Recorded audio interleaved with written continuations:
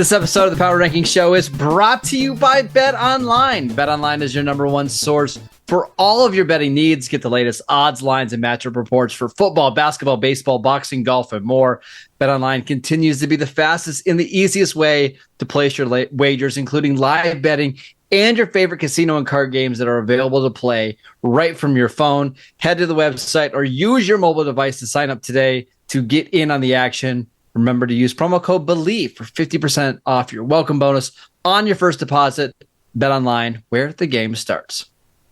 And that, of course, is the voice of @Marcus_Mosher. And I got to tell you, I felt like our keyboard intro went a little bit longer than normal. Loved it. It was amazing. Yeah. Probably because I was futzing with my air conditioner. This is the Power Rankings podcast, a.k.a. the Power Rankings Show. Of course, you're listening to me and Marcus_Mosher. Sir, we did our Power Rankings podcast after the first week of games. And I told you at the end, I go, boy, there better be some low totals. Because when we did picks last week, and I'm not saying I picked perfect or anything, but on every game I said to go under the total, I was right. That I knew Vegas is always too high early in the season with these totals. So if you want to make an extra $20 to buy that Banana Republic luxury boxer. I was thinking about bananas prices, and for $20 you can't get anything. Listen, like socks. Yeah. I just don't want you to hurt your shoulder too much, patting yourself on the back. You're getting up there a little bit. I missed some games. I think I only went 10-6 straight up, so I missed some games. But I'm just saying on the unders, I was really adamant about that, and I'm adamant about it today. Like, okay, would you agree that people don't think about unders when they think about betting on games that much? No, and we say this because it's boring. Who wants to bet on no points being scored? But that's the case. Me? Yeah, except for you. Week one had the fewest amount of offensive touchdowns in the last 37 years. Like, it just was a really low scoring week one. And I'm not sure we're going to expect anything to be different here in week two. I think the defenses are just way ahead of the offenses right now. That's okay by me. And I see the first team up on our graphic here, the Philadelphia Eagles. Talk about a team that had trouble scoring. They got a pick six. What was that score? 16-14 final in that game? Something like that? I'm trying to remember the Patriots. Eagles. Oh, no, 25-20 was the final score. Oh, it's 25-20. Okay. I'm thinking of Denver Raiders was 17-16 Raiders. Yes. But the Eagles offense didn't really do a lot in the game. They got a Darius Slay pick six, and they kind of stalled in the second half. I'm curious about this total because Minnesota only put up, I think, 17 last week against Tampa at home. So I see, first of all, the Eagles favored by 7 here. How do you feel about that? It feels about right to me. It's a short week game. Minnesota's offense looked really bad in week one, and they're going to be without center Garrett Bradbury, potentially left tackle Christian Darrisaw. And if you can't block the Eagles front, you just have no chance. Last year when Minnesota played at Philadelphia, it was ugly. I think it was a Monday night game, and the Vikings couldn't do anything in that game against Philadelphia's defense. Maybe Philadelphia is not as strong in the secondary as last year, but their front seven is stronger. I don't see there being a ton of points in this game unless Philadelphia runs away with it. So what are we talking about total wise? Just remember though, Thursday games tend to be higher scoring because the defense doesn't have time to rest coming off a Sunday game. It's 49. That's actually a pretty good total. I would be inclined, though, to take the under on that as well. Philadelphia by 7. At home, I'm going to go with the Eagles here. Yeah, so will I. Let's go to our next game. Packers at Falcons. The Packers are two point road favorites. This used to be a glorious uni matchup until Atlanta ruined their uniform. Atlanta's wearing their red uniforms this week. Yeah. Of course, they're playing in like a concert venue more than a cool stadium like Fulton County used to be, but that's fine. Whatever. Get off my lawn, Marcus. What's the spread? It's 2. The Packers are 2-point road favorites. I feel like this is a good time for Mr. Anderson from Beavis and Butthead, but all right. I'm going to... This is a tough one to figure because is Green Bay as good as they looked last week? That's a question. Jordan Love, is he as good? But, everything we've seen of Jordan Love, granted, limited catalog, has been pretty good. I haven't seen that from Desmond Ridder yet this year. I'm going to go Green Bay on the road. Yeah, I'm going to lean the same way. Total right there is 40.5, which feels about right to me. Yeah. Next one. The 1-0 Las Vegas Raiders against the 0-1 Buffalo Bills. Raiders not getting a lot of respect in this one. Bills 9-point home favorites. I love this uni matchup. This is old school AFL. These are two of the originals. Okay. What's our line here? 9. Right now on Bet Online. Some other places you can find it at 9.5. I think I'm going to take the Raiders but they're going all the way East Coast. That's the thing. This is back-to-back road games for the Raiders to start the year. All right. This is a walk away for me. I've got the Buffalo to win straight up. Obviously, I don't know that I care about the total in this game because even if the Raiders offense can't move the ball, Buffalo could end up getting turnovers and stuff and scoring 40. So they could blow up your under very easily on this. What is our total? It's 47, which feels like a lot. I probably would be inclined to bet the under here. But I like you. Yeah. I like the Bills to win this game outright and cover that spread. Cover the 9? Yep. Right, I'm going to go with you on this. I'm going to go with you and say Buffalo wins by 10, 30-20, and they go over. Okay. There you go. Next one. AFC North matchup. A good one, too. The Ravens at the Bengals. Bengals 3.5-point favorites at home. Oh, no way. I know the Bengals are going to be fired up and stuff, but they're not going to win by 3.5. I'll take Baltimore to cover. By the way, I would never bet the over on the Bills. I just said if I had to pick one. Yeah. On this one, I will take Ravens to cover and Bengals to win outright. I have no idea what the score of this game is going to be. This game could be 10-6, or it could be like, 28-24, 30-27. Oof. I'm gonna take the Ravens here. I know they've got some injuries, especially on their offensive line and their secondary, but that special teams is so good, and I think their defense is well coached. I think they win like a 20-17 type of slugfest in Cincinnati. Which means of course, the spread's not even an issue there because they are the underdog. Yeah. I'm definitely leaning lower points in this, but I don't think it's something I would even consider betting on. Let's go to the next one. This is an Elliot Harrison special all the way. It's the Seattle Seahawks against the Detroit Lions. We've got the Lions as 5.5-point favorites here at home. You're watching every second of this game, correct? First of all, I don't like the Lions in this game by 5.5. I'll pick them to go straight up, partially just because I want them to win. Seattle's going to cover this. I remember this game last year. I believe it was 47-41 Seattle, and I'm trying to remember which Seattle you're too low. It was 48-45. Oh, in Seattle's running back, I'm trying to remember which one it was. Who was it that absolutely toasted the Lions in this game? Rashad Penny. Rashad Penny, that's who it was. He had an insanely great game. What's the over-under on this? It better be 50. It's not. It's 47. I'd go over on this one. I would agree. Yeah. Yeah. What are you thinking here on the spread? I think it's a stay away. I'll pick the Lions to win, but I feel like this is going to be a 3 or 4 point game. I'm staying away from that total or for that spread. Excuse me. Word to your lab partner. By the way, Dave Craig played for both of these teams. Go to the grid, Pro Football Reference. Okay, next up. It's the Chargers against the Titans. Chargers 3-point road favorites, and I have no idea who to root for this one because this is like rooting for my kids. I love the Chargers. I love the Titans. Can you unequivocally just pick the Chargers to cover this? I don't think you can. No. This is a walk away. This is a walk away. If I had to pick one, I'll probably pick Tennessee to cover.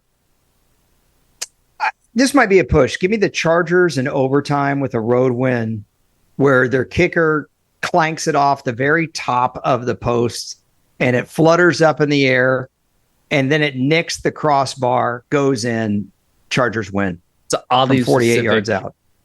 Prediction, but I like when it happens, you won't be making fun now, will you? I'm going to pick the Titans to win outright here. I thought they should have won last week. I think they're going to be able to be physically bigger and stronger than the Chargers are up front. I'm taking the Titans. Have a little faith in my guy, Mike Vrabel. I'm looking for a new NFL record where two pass rushers that are supposed to be elite go 2 straight weeks without even a entry of a pressure in the box score. Yeah. Okay. Yeah. What's next? Bring back Kyle Vanden Bosch. I was going to say bring back Kyle Van Noy. Yeah. Next one. Chicago Bears at the Tampa Bay Buccaneers. The Buccaneers are 3-point favorites, and there's absolutely no way the Bucs should be 3-point favorites in this game. Didn't Thomas Jones play for both of these teams? I was trying to think of like names that had like the 3 syllables or the 3 different names. Never mind. But go ahead. I was thinking of Kyle Van Noy. I've got grid though. I've got the Pro Football Reference grid stuck in my head. Bucs as 3-point favorites. I know the Bears were bad last week, but are they going to be this bad again next week? No. I'm going to say no. I'm actually going to give Chicago a road win here, or at least to cover this. What are you thinking straight up? Just straight up. It just feels like the classic overreaction where we were all really excited about the Bears going into week 1. We were down on Tampa Bay. Bears lose, Tampa Bay wins, and all of a sudden the Bucs should be favored by 3 points. I don't see that. I think this is going to be a bounce back game for the Bears. I think you're going to see Justin Fields use his legs a little bit more, and I think the defense is just going to play much, much better. Secondary is going to have to play well for the Bears to win this game, period. The Bucs still have talent outside. Baker Mayfield made some good throws. Baker Mayfield, everybody, had one of the better games of week 1. One of the only quarterbacks who are all of our quarterbacks who actually played well week 1? I bet you we can count them on one hand together. Matt Stafford. Yep. Right? Baker, Trevor Lawrence. Zach Wilson. Okay. No, wait a minute. You know who I know? Because I was thinking of I wasn't thinking of Zach Wilson. I was thinking of Jimmy Garoppolo. No, it's not. Russell Definitely Wilson. Not. Tua. Thank you. I love Tua. Just message you up. Hey, Dak. What about our boy that the Patriots wanted to trade all off season? Can we give him a little love? Come on. Bailey Zappi? Mac Jones played awesome. No, Mac Jones really played well. Doug Flutie. Matt Castle. All right. Do we have any others? Is that it? We got 5. I think the 5 or 6. I would include my guy Dak in there. Justin Herbert didn't play bad. Your guy Dak. Oh gosh, here we go. My guy Dak. All right, so we're taking Chicago to win outright, which means you don't have to worry about covering. No, I don't think this should be a high total either. This should be in the lower end of the 40s. I would think 43.5, somewhere in that range. 41, around 44.5. Okay, yep. Okay. I'm a little high. Low. Okay. I don't think Vegas likes either of these. They shouldn't. Okay, let's go to the next one. All right. I think this is the game of the week. We get the Kansas City Chiefs on the road to go against the Jacksonville Jaguars. The Chiefs 3-point road favorites. I'm taking the Chiefs here. You get Travis Kelce back. You get Chris Jones. You have 10 days rest. I think Mahomes is going to have an awesome, awesome game. I don't, but I'm still going to take the Chiefs to win. It may end up being a push, but I'm definitely not taking Jacksonville to cover. So give me Kansas City and good luck with the spread. And I don't even want to guess on the over-under because I don't know that I trust Kansas City's offense yet. And I don't trust Jacksonville's yet. So I don't know what to expect. 51. It's pretty high. I would probably go under there.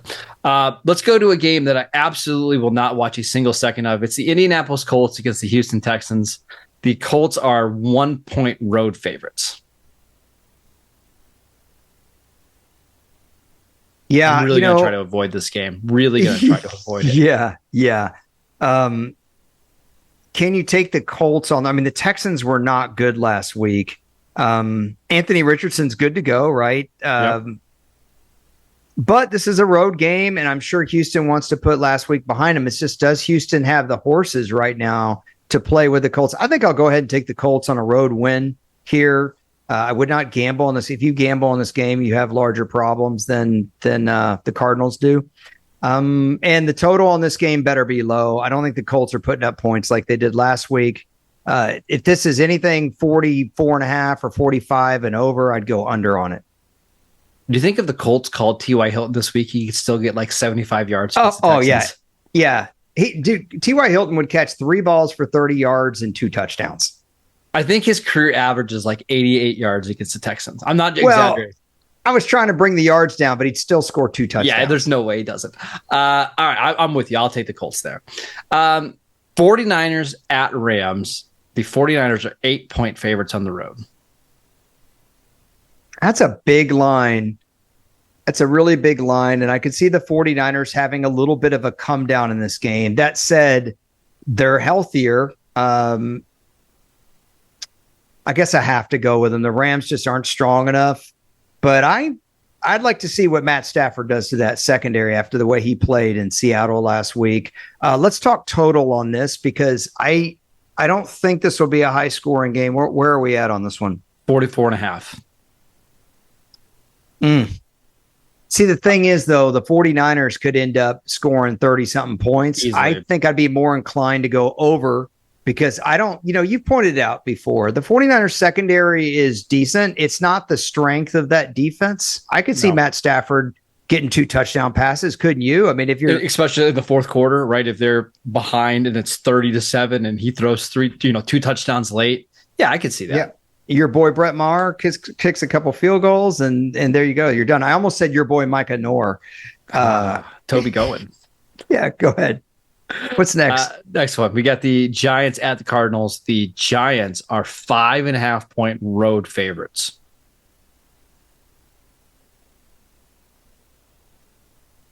It's a long they're going to be what's that? So that was a long pause right there. That was because do you put enough faith in the Giants to cover that? I have no doubt they're going to win. I'm sure they're going to be motivated to play well, but the Cardinals did play well. The Cardinals last week are better than we thought. The Cardinals are at home. You saw nothing from the Giants offense last week. I don't think I'd be inclined to just say the Giants cover this. I would walk away from that spread. I would pick the Giants to win outright, and I would take a low total on this. What's the total? I mean, it's pretty low. It's 39.5, but I'm inclined to just bet the Giants on the spread. When I was kind of doing my initial projections, I had the Giants 7.5-point favorites. So if I get them, less than a touchdown, I'm taking that. I think they're going to have a big bounce back week. I think the defensive line is going to dominate, and you're going to see the Giants actually get some stuff going on the ground. I have a request. Next time you tell me that when I was working on my projections, will you say my calculations? It just makes you sound so much smarter. Yeah, no problem. And cool. And also, will you do me one more favor? Next time we talk defense, will you throw in exotic schemes that really makes it? Well, I also want to say the Giants bolstered their defensive line this offseason, bringing in some guys like Ashawn Robinson. So they really could have afforded to fortify it too. Let's talk to next game. Jets at Cowboys. Cowboys 9-point favorites in this one. When you think of a guy that played for both the Jets and the Cowboys, is Mark Sanchez the first guy that comes to mind, or is it Richie Anderson? Richie Anderson's a good one. There's a lot. There is a lot. Our boy Brodney Poole. I think Julius Jones played for both. Jason Ferguson got hurt his first game. That's a good with the Cowboys. Yeah. I think Jumbo Elliott even played a game for the Cowboys at the end of his career. Did he? Vinny, who you didn't like, all because you're still mad about that Pittsburgh game from week 4, 2004. Whatever week the ball. Week Kimo 6. Van Ohoffen just kind of knocked the ball. Okay, but he did not lose that game. It's fine. All right. Jets Cowboys. Bad take of yours. 9-point favorites. The total here is 39.5. Take the Jets to cover that easily. I don't even think about it. I'll take Dallas to win. You said the total was 39. I'll take the under on the total. Doesn't this feel like a weird 19-16 type of game? Yes. Yeah. And if I was literally going to say, if this is a standard game, I go 2017, Dallas wins. I think the Jets can run. You and I have talked about this. I don't know if we've talked about it on our pod. The Jets, I think, can run right at Dallas. If you're going to beat Dallas's defense, that's what you need to do. Hit them hard, hit them right in between the tackles. Don't be trying to do edge runs on the Cowboys because their team speed on defense and their safety support will beat you. But if you can run inside on Dallas, you can beat them. I think the Jets run for $150 here if they're smart. Yeah, I would agree. Let's get to our next game. It's the Washington Commanders against the Denver Broncos. Oh yeah, let's rush to this game. I mean, yeah, let's leave Jets Cowboys to talk about There's this more game. exciting games to talk about.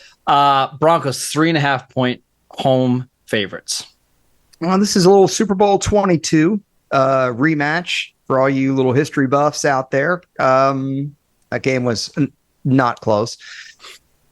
Oh boy. I don't think I'm inclined to take the Broncos to cover this, Marcus. I see this being a 3-point game. I will take the Broncos to get a home win, and I think they're going to have to really struggle to do it. And I think Washington's defense is going to give them all they can handle. I think the question mark for us is we saw Sam Howell play against Dallas last year when it wasn't really a game that counted. And then Washington drew a home date against maybe the team with the weakest personnel in the league. This will be Sam Howell's first test to really see if he can play or not. Yeah, on the road, right against the team. Real test. A good secondary.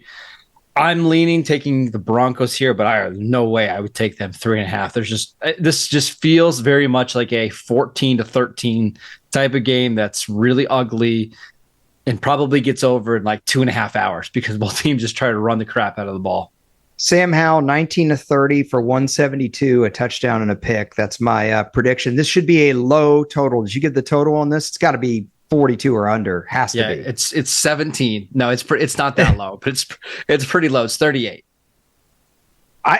I'd be inclined to take the under on this, man. That's just so low. You get a couple of turnovers, and it's you won't do it. Okay, no, fine. But we both have Washington. Do you have Broncos winning outright here? Yes. Okay, but Washington do cover this. All right. Yes. Interesting. Cool. Let's go to the next one. All right. The Miami Dolphins at New England Patriots. Good game. Sunday Night Football at Gillette Stadium. The Patriots are wearing their throwback red uniforms. We got the Dolphins 2.5-point road favorites. I've noticed that when you say one team is at another one, you've really kind of started morphing off of the Marcus Mosher. Dolphins, I think one thing I noticed against the Chargers is their pass rush was getting home, but a lot of it was when they were drawing up blitzes. Yeah. If Miami just lays back and says, we're going to rush with, say, 4, and Mac Jones has time to throw, I think he can beat the secondary all day. He's a really accurate thrower. You pointed out that he played well against Philadelphia last week after you named a bunch of other dudes like Zach Wilson. I want to pick the Dolphins to cover this because it's 2.5. But I really think the Patriots are going to be game in this game. And we know that Tua, he has these amazing peak games, but he has some valley games too. He does. But Bill Belichick just hasn't been able to figure him out. Like Tua's had some unbelievable games against New England, which is kind of crazy. And I really like the secondary of New England, but I just don't know if they can handle that speed. So I'm gonna take the Dolphins here. Have a little bit of faith in my guy Mike McDaniel. Yeah, I'm with you. Dolphins to win outright and to cover the 2.5-point spread. By the way, 2.5-point spreads are kind of silly. Yeah. Don't really do much. Okay, let's go to the next. All right, doubleheader on Monday Night Football. The first game. If you're a real sicko, Saints at Panthers, Saints 3-point favorites. Saints white at the Panthers like light blue is not a terrible matchup. No. I'll say that. That's about one of the few things. I wouldn't agree that you're a sicko if you watch this, but if you're betting on this, then you're probably betting on Colts at Houston. So I will. Gosh, do I even want to take the Saints to cover? Because that Carolina defense, I think, could do a number on Derek Carr. This is another game. I'd be more inclined to look at the total than I would the spread. I could see this being a push outright. Would you take the Saints on the road? I would. Yeah, the Panthers lost both of their starting guards this week. They lost J.C. Horn, their number one cornerback, due to a hamstring injury. I already thought the talent differential was pretty significant. And now that you've lost 3 starters, I'll take the Saints here. I just don't want to take the Saints to cover. There's other games to just take the money line then. It's not that big of a difference. But the total, this is another one I think should be low, man. I'm really thinking like 42.5, something 40. like that. 40. I don't know if I want to go under that because whenever you're playing a rookie quarterback or a team like the Saints last week who kind of escaped, you never know when mistakes are going to lead to more points. Yeah. I'm going to stay away from that total. I was hoping it'd be higher than that, and then you could go under. But Saints to win this one outright. Walk away for me. You got the Saints to cover. Let's go to the next one. Final game. Browns at Steelers. The Browns 2-point road favorites against the Steelers in Pittsburgh. Am I allowed to say this is one of my favorite games of the week? Sure. No, it's a good game. This is a game to see if Cleveland is for real. It's a game to see if Pittsburgh can bounce back. Not only bounce back, but now they're going to have to bounce back almost with one arm tied behind their back. They're missing two of their key players, one on offense, one on defense. Mm-hmm. It's dare I say, a pivotal AFC North battle. Maybe not an AFC North battle. It's a pivotal AFC battle because both of these teams, in my mind, are prime 5, 6, 7 wild card seeds. And so this game does matter. That's the beauty of the NFL schedule. So the Browns being favored by 2, because it's 2 points, I have no problem to take them to cover that. They win by a field goal, you're good. I was going to say this game is more important for Cleveland, like to get over the hump and beat the Steelers in a primetime spot. But then you look at the Steelers, like if they lose back-to-back home games to start the year, it's not that they can't come back from that because they can. We saw the Bengals do it last year, but it's just now you've got to win probably 10 of your final 15 games, right? Just to get into the playoffs. Yeah, it's really a really tough spot. And you got to win 10 of them when you don't have as many home games to do it. Yeah. So right. This is really close, but I'm taking the Steelers here to cover the spread. Okay. You're so obvious with this. I know you want Cleveland to win. How do you know? Stupid. Because I think you're like me. I think you're tired of Cleveland being meh. I am. I want them to be a good team. Look, I know you want the the Cowboys to make the Super Bowl, but wouldn't Cleveland Lions kind of be fun? Sure, I'd be all in. Yes. Me and you would be the only viewers, but I would be all in. Okay, what if Cleveland played like the 49ers, like a really good team? See, I like it when there's one upstart team against one really great team. Yeah, and so Browns Cowboys, I would be all in. I'd be very happy. Yeah, Browns Cowboys would be interesting. Browns Cowboys have played in the playoffs in the late 60s. The Browns won both games. Dallas got their doors blown off of them. Dallas played them. Do you know actually Dallas played Cleveland 3 years in a row in the playoffs? 3 years in a row. They blew them out at the Cotton Bowl, and then they went to the Ice Bowl and lost, and then Cleveland blew the doors off the Cowboys. Is that when Kelly Holcomb was the quarterback? No, it's when the Browns quarterback was Dr. Frank Ryan. He was a doctor. And the Cowboys quarterback was Don Meredith for the first two. And a little trivia. Let's see, Mr. Locked On Cowboys. Who was the Cowboys starting quarterback in 1969 when Meredith retired? Don't remember. Come on. His name was Craig Morton. He started for a couple of years, and there was Roger Staubach. So I heard of that guy. Sweet. Okay, so let's review our picks. Let's do it. All right, we'll go through it really quickly. Vikings, Eagles. You and I both have the Eagles to win that game outright. I'm taking the Eagles -7. So are you. Packers, Falcons. We both like the Packers to cover that spread. Raiders, Bills. We both like the Bills to win. I think you're a little bit more hesitant to pick the spread there. I'll take the Bills to cover. It's 9. It's a big one. Yeah. Ravens, Bengals. I like the Ravens to win outright. I think you like the Bengals to win, but the Ravens to cover that 3.5 point spread. Seahawks, Lions. We both like the Lions to win. I'll take the Lions to cover the spread. You'll take Seattle there. Chargers, Titans. I'm taking the Titans to win and cover. You are taking the Chargers to win, but the Titans to cover. Right. Bears, Bucks. We're both taking the Bears to win this game outright, or at least take the Bears on the spread. Chiefs, Jags. I'm taking the Chiefs to win and cover. You are taking the Chiefs just to win, right? Mm-hmm. Okay. Colts, Texans. We're both taking the Colts begrudgingly in this game. We're both taking shut your TV off. Yes. 49ers, Rams. We both like the 49ers to win and cover. Giants, Cardinals. I like the Giants to win and cover. You like the Giants just to win. Jets, Cowboys. We both like the Cowboys to win in an ugly, ugly close game.